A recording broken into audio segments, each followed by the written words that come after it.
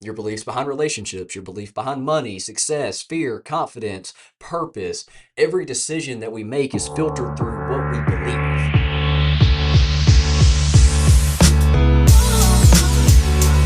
Hello, everybody, and welcome back to another episode of Built Not Given. I am your host, Jake Strickland, and today I'm going to start you off with a question. And that question is, how do you know which beliefs are actually yours? As long as I can remember, I was always the kid that got into all the arguments, always this, and that. But truth is, I was always asking why. Teachers always thought I was argumentative when that, but looking back, I don't think I ever really tried to be argumentative. I never tried to be disrespectful. I never tried to ruffle any feathers. I was just trying to understand why. And that's another question I want to kind of throw out today in this episode is just why. Doesn't have to be anything, just why. For school, if something felt pointless, I wanted to know why it mattered. And if someone couldn't explain it, I'd just keep on looking. And eventually, those questions that I was asking turned into arguments. And obviously, those arguments turned into bigger things, whether it be all the trouble I got in or all these different things.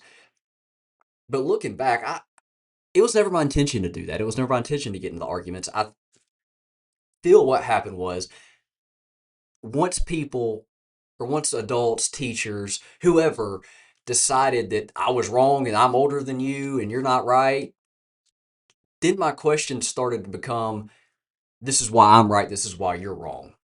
I stopped trying to understand why I was doing something or why we were doing something, and I started to try to win. Like I wanted to win every argument that I was in.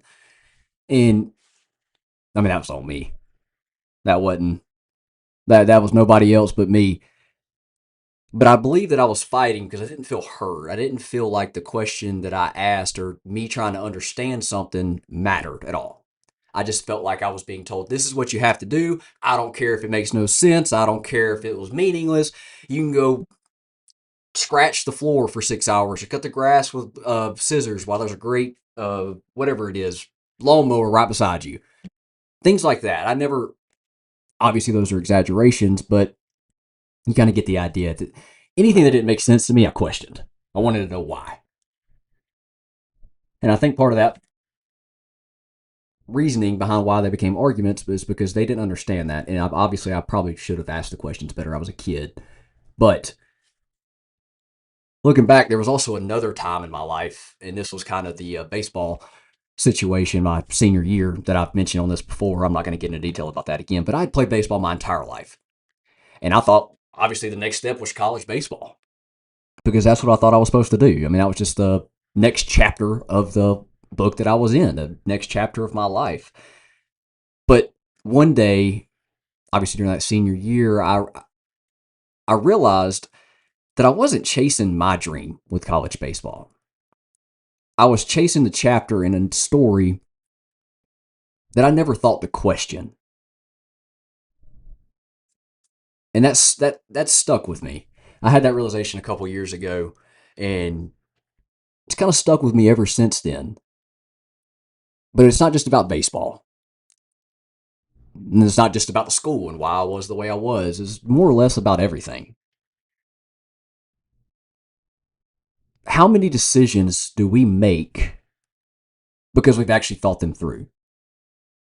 And how many do we make because we never thought to stop and question them? I mean, think about it. Where do our beliefs come from? Maybe they come from your parents. Maybe they come from friends or school or the culture that you grew up in, the social environment, or some experiences that you've had, success, failures. I mean, there's a million and 10 different places. Social media is a big one too. I don't know if I mentioned that one about where our beliefs come from. And for me, growing up, it was always friends I was around, adults I was around, parents I was around, people I was around. All of my beliefs, for the most part, came because that was their beliefs. But where do their beliefs come from?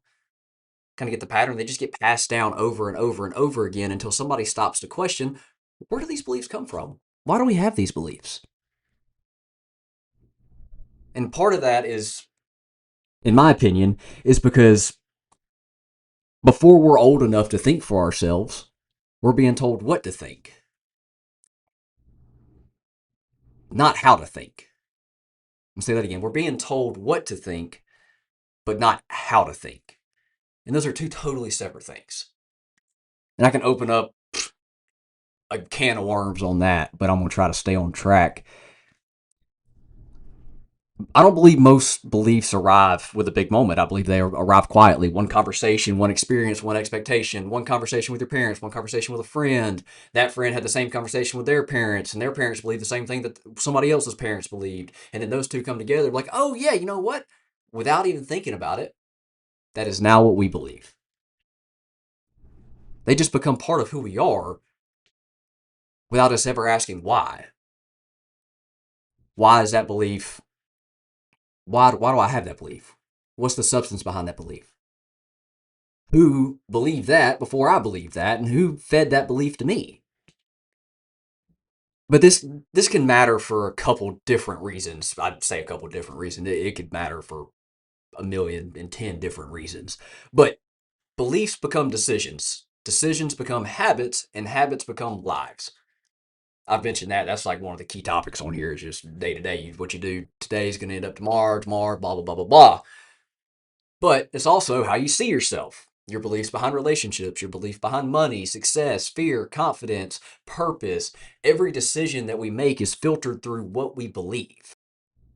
Why don't we stop and question where they came from? One that comes to my mind is something I actually recently got over was my fear of heights. For my entire life, I have been terrified of being up in the air, suspended, all that good stuff. Terrified of it. And then one day I was thinking about it and I was like, why?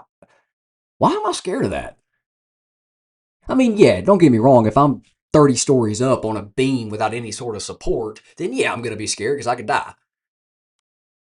But when are you ever going to be that high without a support? The chances are astronomically low. And then I realized, oh, wait, I just believed that my fear of heights, I believed that I was afraid of heights because I got told whenever I was younger that heights are bad. Don't go up high. Don't climb that high. That's too high. Which it might have been, I don't know. But that was what happened. It conditioned my brain into believing that the higher I got, the more and more scared I should get. There's just an example of that. But I'm not asking you to question everything. I'm not asking you to change your beliefs or doubt everything. And I'm not asking you to believe what I believe. If you believe heights are bad, heights are bad. It is what it is. I'm not telling you what you should believe, but I'm asking something that's maybe a little bit simpler. Do you know why you believe what you believe? Or do you just think you know? And I was struggling with that on something in my personal life over the past few months, truthfully. I'm not going to share exactly what it was, but I was afraid that if I started to question this thing, that it was going to make me less of something. I was going to be a lesser human being if I questioned these things. But the truth is, the questions that I asked and the research that I did made my belief stronger. Now, my belief did change. Don't get me wrong. The way that I go about this is different than it was 6 months ago. But the belief and the core concept of that belief is still there. I just don't. I don't believe all the other stuff that was ingrained in my head since I was a kid. And something I've realized is all those years of asking why, I don't know that they were the problem. Maybe I was asking the right question at the wrong time. I don't know. Because I still ask why. But it's just not about homework anymore, or about a math equation, or y equals mc squared plus b, or whatever that equation is. I ask it about the things that are shaping my life. I ask the questions about why I eat what I eat, why I do what I do, why I watch what I watch, why I believe this or that.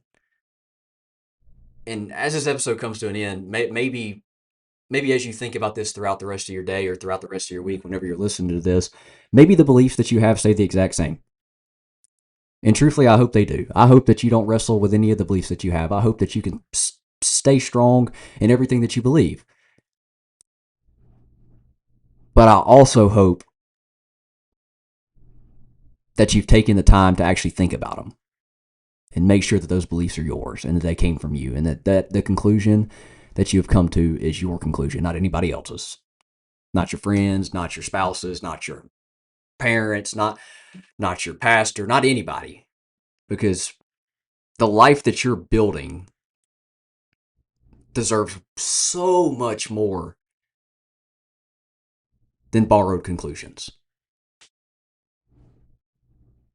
So, y'all have a great rest of your week, or if you're listening to this as the week comes to an end, I hope you had a good week. And I hope you think about this episode next week.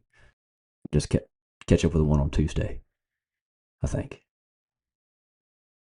I lost my train of thought. Anyway, episode's over.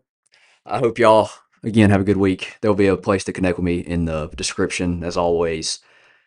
But, yeah. Sayonara.